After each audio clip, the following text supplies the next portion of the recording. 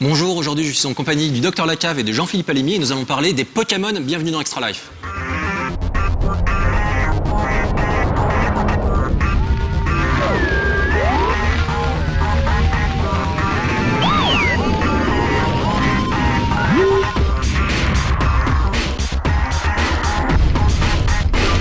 Bon, alors les Pokémon, est-ce que vous pouvez commencer par nous dire, genre vous avez découvert un petit peu les jeux, quand? À quel moment? Quand ils sont sortis, hein, j'ai envie de dire. C'est-à-dire que bon, moi, Pokémon, c'est un truc que j'avais entendu parler depuis quelques années. C'était genre 1 ou 2 ans avant la sortie française dans les magazines. Il y avait toujours des rédacteurs qui disaient ouais, le jeu qui fait un carton au Japon, les Pokémon, les Pocket Monsters, ils disaient plutôt Pokémon machin. Et alors là, savoir que ça vient du Japon et que ça cartonne, on n'attendait qu'une chose, c'est que ça vienne chez nous. Et le jour de la sortie, bon, il y a eu un matraquage médiatique énorme avec des cassettes vidéo, des trucs, des machins, des dessins animés, des cartes. Et donc, on tombe vite dans le phénomène, juste pour voir. Mais le problème, c'est quand on essaye Pokémon, on devient un Pokéfan et ça, on peut pas le lâcher, le jeu. Oui, tout à fait. Moi, à l'époque, j'étais à l'école primaire. Hein. Ne se refait pas. Et donc voilà, c'était en 2000. Donc pareil, à l'époque de la Pokémania. Donc là, vraiment un gros matraquage médiatique avec tout ce qui est séries télé, produits dérivés, les cartes à jouer. Il y avait même des cartes à jouer. Il y avait vraiment beaucoup de différents. Les cartes à jouer, les espèces de stickers, ça met dans un. Voilà, c'était vraiment. Mais dès le début, c'était vraiment un phénomène vraiment impressionnant. Et puis voilà, donc les jeux en plus voilà, j'ai mon bruit. C'est bon, t'inquiète. Et à ce moment-là, tout le monde croyait que c'était un effet de mode, que ça allait passer au bout d'1 an. Le problème, c'est que ça fait quoi? Ça fait 10 ans déjà que ça dure. Ça fait un bail et justement, on va savoir genre, pourquoi ça dure depuis aussi longtemps. Alors Jean-Philippe, tu peux nous expliquer un petit peu, si tu es là aujourd'hui, c'est également parce que tu as créé un site internet, et je crois même que tu en avais créé auparavant, donc tu es comment dire, genre un membre actif de la communauté Pokémon sur le net. Est-ce que tu peux nous parler de ce travail-là un petit peu? Pourquoi est-ce que tu as eu cette idée-là et ça remonte à combien de temps? Genre comment s'est passé ce passage de fan à quelqu'un qui veut justement faire profiter sa connaissance de ce milieu? Alors moi j'ai commencé en 2004. Ouais. Donc j'étais fin de collège, donc je commençais à peine à toucher tout ce qui était internet parce que je venais juste d'avoir internet. Okay. Et donc voilà, j'avais eu cette envie-là parce que je cherchais à l'époque des petites astuces sur Pokémon Rubis et Saphir. Okay. Donc à l'époque, j'avais énormément joué, j'ai passé plus de 500 heures sur le jeu. Et donc voilà, il y avait quelques trucs que je trouvais pas. Et donc du coup, je me suis dit pourquoi pas monter moi-même un site qui regroupait à l'époque plusieurs trucs que j'aimais bien. Et puis finalement, de fil en aiguille, je me suis rendu compte que ce qui marchait vraiment, c'était tout ce qui était Pokémon. Donc du coup, je me suis vraiment concentré là-dessus. Et puis avec l'arrivée suivante de Pokémon Rouge Feu Vert Feuille, voilà, on a continué de faire des news là-dessus. Ça a plutôt bien marché. Du coup, on a continué. Aujourd'hui, tu travailles sur quel site? Alors aujourd'hui, mon site c'est Pokémon Espace. Qui s'appelait pas comme ça avant, mais enfin bref, c'est pas ça important. Vous êtes combien à travailler dessus? Alors, et tu fais quoi spécifiquement sur ce site? Donc en fait, moi je suis webmaster, donc je m'occupe de tout ce qui est programmation, de tout ce qui est design aussi, de tout ce qui est rédaction. Enfin bref, je m'occupe de pas mal de trucs. Je fais aussi de l'administration, de la modération. Je suis un peu polyvalent. Et puis on est une petite dizaine à travailler dessus. Donc, il y a quoi sur le site? Est-ce que tu peux nous décrire un petit peu? Donc, est-ce que c'est des solus? Est-ce que c'est des critiques? Est-ce qu'il y a... Il y a un peu de tout en fait. On essaie vraiment d'être le plus objectif possible, même si c'est un peu difficile étant donné qu'on est quand même des fans à la base, avec des critiques de jeux. On a aussi des critiques des films, parce qu'il y a quand même pas mal de films. Il y en a 13, 14 l'année prochaine. On a aussi donc pas mal de solus, et puis on est aussi concentré sur toute l'actualité. Donc c'est un site assez généreux. Pokédex, j'imagine. Pokédex, non. Non, pas le Pokédex. Mais cela dit, il y a pas mal de sites, parce que je suis un peu le représentant de la communauté, il y a pas mal de sites qui proposent des Pokédex qui sont vraiment très complets et autrement plus complexes qu'on trouve sur DS d'ailleurs. D'accord. Oui, c'est-à-dire qu'en fait, Pokédex, c'est l'endroit où, quand on collectionne les Pokémon, ils sont indiqués. C'est l'encyclopédie des Pokémon. Et il y en a depuis le premier, ils remettent mot à mot, et des fois dans plusieurs langues, l'intégralité de tous les textes jusqu'au dernier. Enfin, c'est-à-dire que si on veut une information, elle est dedans, c'est sûr. C'est assez exhaustif, d'autant plus qu'il y a des informations cachées. Donc qu'on n'est pas censé connaître. On n'est pas censé connaître et qui sont sur ces sites-là qui permettent de faire des stratégies assez intéressantes, puisque maintenant c'est vraiment assez développé au niveau de la stratégie. Il y a pas mal de tournois, etc. Et donc du coup, justement, donc au-delà des critiques, au-delà du contenu type Pokédex ou également des solus, quelles sont les nouveautés qui apparaissent maintenant sur les sites de fans? Est-ce qu'il y a une espèce d'ouverture peut-être avec la vidéo, genre avec tous les événements IRL qui se déroulent, etc. Par rapport à nous, on a lancé une sorte de podcast Pokémon en 2009. Donc avec un format qui dure à peu près 10 minutes où on présentait, bon alors c'est pas nécessairement très régulier parce que moi-même, je suis étudiant à côté, donc j'ai pas nécessairement tout le temps pour faire le montage, etc.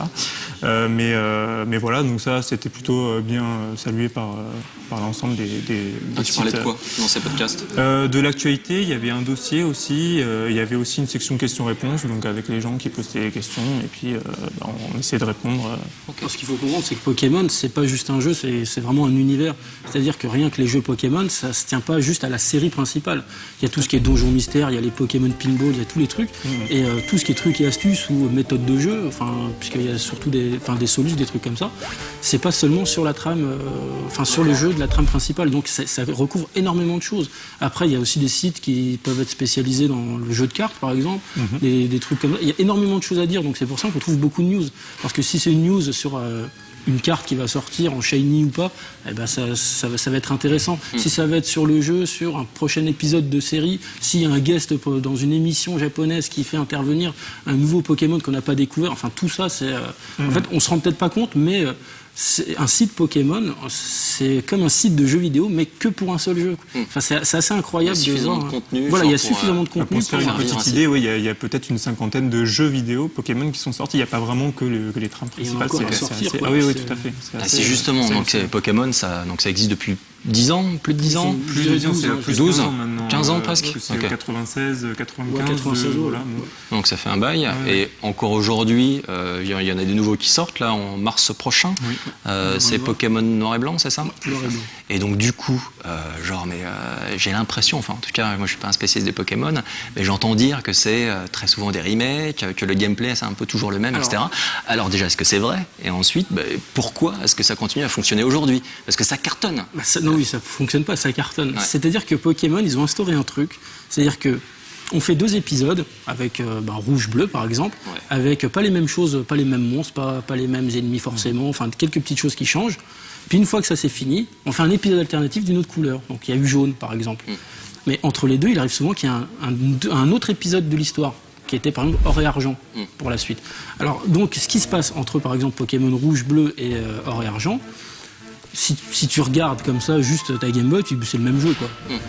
En fait non, c'est-à-dire que t'as la trame principale, donc t'as le personnage, le RPG quoi, tout simplement, un mec qui doit retrouver 6 Pokémon, qui doit mettre Pokémon patati patata, et dans Or et Argent, t'avais de nouvelles choses qui arrivaient. Par exemple, il y avait l'arrivée des Shiny, il y avait la pension, l'arrivée des sexes dans les Pokémon, les jours, la nuit, à chaque fois t'as des petits bonus comme ça qui changent plus ou moins le gameplay.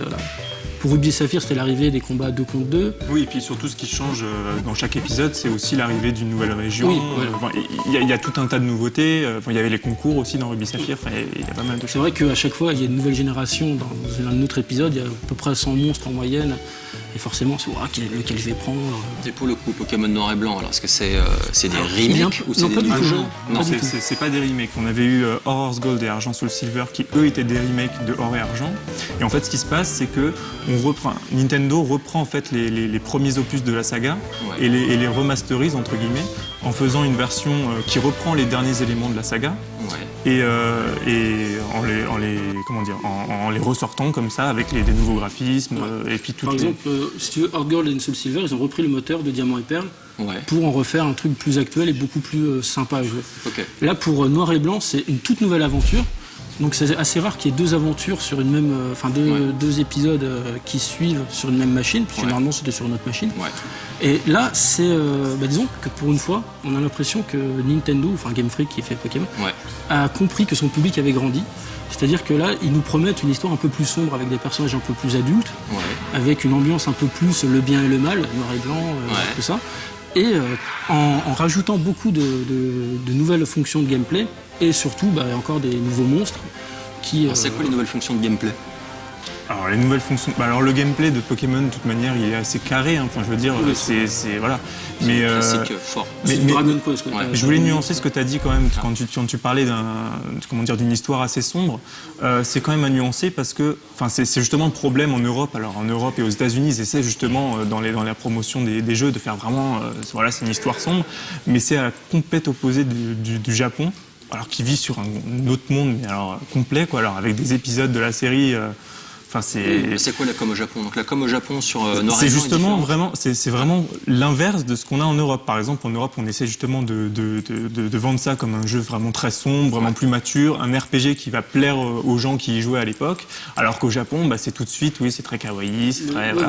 C'est tout très. C'est-à-dire qu'au Japon, le jeu n'est pas forcément considéré pour les gamins. C'est-à-dire que n'importe qui. Voilà, tout à fait. Et le kawaii en Occident, c'est beaucoup plus. En Occident, c'est plus pour les gamins. En tout cas, l'image du dessin animé qui colle à la peau, avec un Pikachu Pokémon. C'est un peu le revers de la médaille du succès et du matraquage médiatique. C'est-à-dire que moi, j'ai l'exemple de gens dans ma famille qui, quand ils étaient petits, jouaient à Pokémon, puis ils ont eu 14-15 ans à un moment donné, puis ils jouent à Pokémon mais plus dans les toilettes, tu vois. C'est-à-dire que, ils se planquaient pour jouer à Pokémon, et alors que c'est un RPG comme un autre, il n'y a rien de plus gamin qu'autre chose.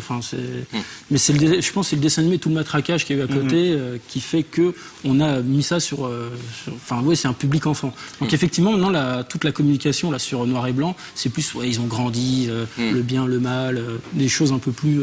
C'est ça, mais bon, par rapport à la série d'animation au Japon, c'est toujours le statu quo, quoi. C'est un peu ça le problème, et je pense que c'est un peu ce paradoxe-là qui porte préjudice au fait que la com européenne a un peu de mal. Et justement, il y a eu des tentatives au niveau de la com, donc avec pour les tout derniers là. Oui. Donc c'est Sauvez-les tous. C'est ça. Alors c'est sauvez-les.fr. Alors une initiative de Nintendo qui nous a conviés. Donc à participer à un tournage. Toute la communauté justement des fans. Voilà, une grande partie de la communauté. C'est d'avoir fait le levier. C'est assez intéressant. Enfin nous ça nous a paru intéressant. Du coup on a tous répondu présent à cette initiative. Cette initiative. Et ça consiste en quoi? Alors concrètement, c'était un tournage qui nous mettait dans la peau d'un membre, d'un sbire de la Team Plasma, donc la nouvelle team maléfique du jeu. Et qui nous disait oui, il faut défendre les créatures parce que c'est un peu leur motto dans le jeu. Il disait oui, il faut défendre les créatures, il faut descendre dans la rue, il faut manifester. Et du coup, donc, on a fait une fausse manifestation qui était assez risible à Saint-Ouen. On était 30 personnes sur le trottoir à dire ah oui, il faut défendre. Alors on ne devait pas dire Pokémon, justement, c'était le but de la com, c'était le genre une sorte de vidéo buzz qui n'a pas trop marché d'ailleurs. Et c'est un peu le problème, quoi. Ils ont du mal vraiment à se décoller de leur image un peu. C'est un peu pour les gamins. Et ils essaient quand même. Il y a quand même des initiatives, mais bon, on sent quand même qu'ils ont un peu de mal. Et du coup, alors, comment vous expliqueriez, vous, le succès des Pokémon? Genre, qu'est-ce qui fait que, tous les produits, parce que c'est pas uniquement, on se dit, Pokémon, c'est un RPG solide, un Dragon Quest, etc. Bref, le jeu, il est là, il y a le gameplay. Et derrière, il y a un dessin animé, il y a les goodies, etc. Et il y a tout qui fonctionne. Il faut nuancer. C'est-à-dire que, par exemple, pour le dessin animé, effectivement, la personne qui jouait en 99 et qui regardait le dessin animé n'aura pas le même plaisir en regardant maintenant. Parce que le dessin animé a très très peu évolué. On retrouve toujours le Pikachu, la Team Rocket, des choses, contrairement par exemple à un Dragon Ball où le héros évoluait, ça faisait carrément une saga. Là, on est vraiment dans le schéma qui est respecté. Y compris pour les longs métrages? Y compris pour les longs métrages. D'accord. Mais cela dit, là, je reprends encore le contraste entre le Japon et l'Europe. Au Japon, c'était quand même assez différent parce qu'au début, à la sortie des jeux, il y avait eu très très peu de communication qui avait été faite. Il n'y avait pas encore la série animée. Voilà, personne n'y croyait. C'était assez hallucinant. C'est plus le bouche à oreille qui a marché. Et ensuite, il y a eu le marketing avec notamment la série animée. Okay. Il y a eu du retard dans le développement parce qu'à la base, c'est Game Freak, c'est un studio qui appartenait plus ou moins à Sega. Ils avaient présenté leur projet Pokémon et mais non, ça marchera jamais votre truc. Donc ils ont été voir tout le monde et il n'y a que Miyamoto qui dit il y a du potentiel là-dessus mais il faut retravailler. Donc ils ont retravaillé, ça a pris 3-4 ans, ce qui est énorme pour un développement de jeu Game Boy. Mais au départ, les gens ils regardaient pas, c'était la version verte. Et après, il y a eu la série animée effectivement qui a fait booster le. Qui est cartonné aux US aussi. Qui est cartonné aux US. Oui, mais partout dans le monde. Mais ce qui est intéressant par rapport au Japon, encore une fois, c'est que les petites créatures qu'on voyait dans le jeu, elles étaient un peu différentes dans les versions vertes notamment, et même on revoit encore dans certains sprites. Des versions rouges et bleues. Il y a eu pas mal de petites différences et ça a été corrigé ensuite dans Pokémon Jaune. Donc, qui est sorti après l'apparition de la série télé. Oui, donc en fait, avant, les designs n'étaient pas encore figés en fait. Donc voilà, ça, c'est assez intéressant. Que le jeu reprend plus ou moins la trame de la série télé. Ok, c'est ça. C'est une des rares fois où ça arrive d'ailleurs, parce que généralement, c'est vraiment deux choses complètement indépendantes. Donc du coup, est-ce que les Pokémon, ça n'a pas tendance à tourner en rond un petit peu ou genre, vous attendez des choses aujourd'hui c'est un peu comme Mario ou un Zelda, j'ai envie de dire. Le scénario, c'est un prétexte, quoi. Ouais. Voilà, c'est plus le gameplay, le système de combat, comment dire les. En fait, un jeu Pokémon, il débute quand tu arrives à la fin, en gros. C'est-à-dire que c'est plus intéressant une fois que tu as fini le jeu qu'au tout début. C'est-à-dire qu'au début, tu vas te taper les 8 badges. Tu finis le jeu en combien de temps, du coup? 30 heures, je dirais. Ah oui, tu commences pour avoir une bonne finir, équipe, la ligue, pour finir la ligue, le premier truc. Et après, tu commences à pouvoir échanger avec les autres, avoir des vrais combats, des vrais challenges, des vrais trucs. Mais sinon, ouais, c'est super classique jusqu'à la fin, quoi. Ouais. C'est vraiment en arrivant à la fin que tu commences à... On va ouvrir un petit peu. Il y a la 3DS va sortir le 25 mars. Qu'est-ce que vous pensez que cette nouvelle console va apporter à la licence Pokémon? Et moi, je pensais en particulier genre, à tout ce qui est réalité augmentée. C'est vrai que un des côtés, genre, je sais pas, c'est ce qui fait partie de la magie en fait, Pokémon, c'est ces rendez-vous en fait, ponctuels où les gens en fait, vont se réunir avec leur console pour récupérer un Pokémon rare qui va être donné à un moment T, à un endroit précis. Et donc maintenant, avec la réalité augmentée, ces Pokémon, tu vas les voir, quoi. Avec ta console, tu vas pouvoir l'attraper. Enfin, il y a des jeux qui vont pouvoir se mettre en place. Est-ce que c'est quelque chose qui vous intéresse, qui vous parle? Ils avaient déjà fait quelque chose, ils avaient fait des tentatives dans le Poképark, c'était la DS ou la GBA, je sais plus. Je crois que c'était la DS. Quand tu allais dans le Poképark, il y avait un mini-jeu qui s'installait, c'est que tu devais pêcher des Magikarp à certains spots du parc, et tu pouvais pêcher des Magikarp. Okay. Donc déjà, tu vois l'idée qui fonctionne. Mais je suis un peu sceptique par rapport à ça parce que le système du jeu est vraiment très très carré et ils sont un peu enfermés là-dedans. Par exemple, on ne peut pas se déplacer comme on veut, c'est toujours droite, gauche, au bas. Enfin, c'est un truc qui est assez intemporel. Et ils sont vraiment très carrés.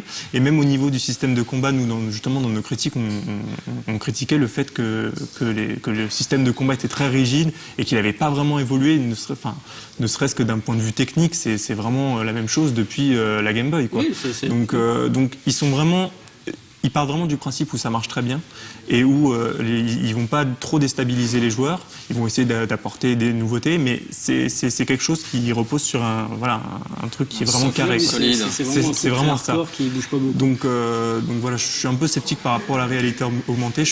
On espère au moins de la 3D, quoi. Voilà. Ouais. La 3D, je suis pas sûr puisque ça n'a pas l'air d'être. C'est un peu le problème. Ouais. On a vu ce que ça a donné en 3D, ça n'a jamais été beau, donc je pense que les développeurs, on n'est peut-être pas sûr.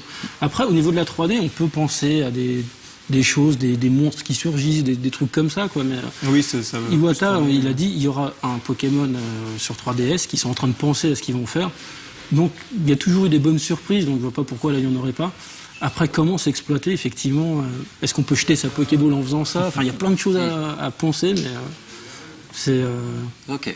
Et donc, quand même, toi par exemple, est-ce que tu es content en fait de ce côté rigide, le fait que ça évolue pas trop et que ça reste toujours sur des bases solides et que ça marche? Donc pourquoi changer une formule qui marche? Ça marche, mais ça marche maintenant. Enfin, j'ai envie de dire, à un moment, il va falloir que ça évolue parce que voilà, c'est vraiment très. Enfin, encore une fois, je reprends l'exemple du système de combat. C'est vraiment, on rajoute quelques petits effets par-ci par-là. Les effets et la DS sont vraiment, à mon avis, sous-exploités, quoi. Très clairement. C'est-à-dire que oui, la grosse nouveauté. Toi, t'es content que ça bouge pas trop? Bah oui, moi je suis un peu un réac de Pokémon, hein, c'est-à-dire que moi j'ai mes attaques, même il y avait des nouvelles attaques qui arrivaient, mais je gardais mes anciennes, enfin je sais pas trop... Parce qu'effectivement, t'as des gens qui vont jouer la stratégie à mort, d'autres qui vont chercher... voilà, il y a plusieurs joueurs de Pokémon, effectivement. T'as les dresseurs qui vont chercher le combat, t'as les éleveurs qui vont faire des œufs, des machins pour avoir le Pokémon ultime, t'as ceux qui vont essayer de tout explorer, enfin c'est vraiment très très vaste comme jeu. Et je comprends que quelqu'un qui est à fond sur le combat, ils sont un peu bloqués sur ce game system. Mais après, moi, je pense qu'il ne faut pas trop que ça bouge, que ça soit au niveau de la 3D, des sprites, des choses. Parce que bon, maintenant, les sprites, ils sont un peu animés, ils sont un peu plus grands qu'avant. Bon, mais le problème avec ça, c'est que si à force, ça reste vraiment très rigide, c'est encore ce que je disais tout à l'heure, c'est est-ce que ça va pas finir par lasser les joueurs, quoi. C'est un peu le problème. Disons que ça lasse personne. Donc, Pour le moment, oui, mais bon, les gens, ils grandissent avec, etc. Bon, est-ce que ça va marcher pendant encore 20 ans? Après, on dit, ouais, c'était mieux avant. Enfin, c'est assez compliqué. Je pense qu'ils restent sur... Ce qui est marrant, enfin, ce qui est bien, c'est qu'ils gardent toujours... ils sont fidèles à leur structure. mais qu'il y a toujours des choses à côté qui peuvent plaire ou pas, comme le truc, les Jeux Olympiques Pokémon qu'il y avait dans Air Gods aussi. Je trouve ça complètement nul. Oui, bien sûr, ça c'est des mais il y en a mini-jeux. qui vont s'éclater avec ça, j'imagine. C'est comme les concours de beauté, ça me passe au-dessus complètement. Mais d'ailleurs, c'est intéressant parce qu'ils rajoutent au fur et à mesure pas mal d'éléments de gameplay en plus comment dire, de la trame principale. Et tu disais tout à l'heure que voilà, le jeu commençait vraiment quand on avait fini la ligue. C'est un peu ça. Ils ont tendance à rajouter pas mal de trucs après la ligue. Maintenant, ils mettent le super générique à la fin où c'est marqué fin. Mais en fait, c'est vraiment là que ça commence. C'est assez paradoxal. C'est-à-dire que tu finissais la ligue. Donc la ligue, c'est les plus gros dresseurs Pokémon. Une fois que tu as fini, si tu voulais recommencer, c'était bien plus fort. Tu vois. Enfin, il y avait des trucs le jeu commence quand on finit, je pense. Bien. Merci beaucoup pour avoir participé à cet Extra Life. Donc bon, pour résumer un petit peu, genre les Pokémon entre innovation et classicisme, donc le cœur balance un petit peu. Donc on verra ce que Nintendo fait, parce que je pense qu'ils vont obligatoirement faire évoluer un petit peu la licence avec la 3DS. D'autant plus qu'il faut, en effet, j'ai l'impression que les Pokémon, ça touche avant tout les fans. Il se trouve qu'aujourd'hui la communauté est extrêmement forte et très large, mais il y a quand même des nouveaux joueurs qui arrivent, etc. Il faut les intéresser, il faut les appâter, il faut les accrocher. Donc j'espère que de nouvelles choses vont être mises en place avec la 3DS et puis aller savoir la prochaine Wii, etc. Donc on verra. On verra ça après. En tout cas, encore merci beaucoup. On se retrouve pour une prochaine émission où on parlera, genre la thématique n'est pas encore fixée. Donc en tout cas, on vous dit à bientôt pour un prochain Extra Life.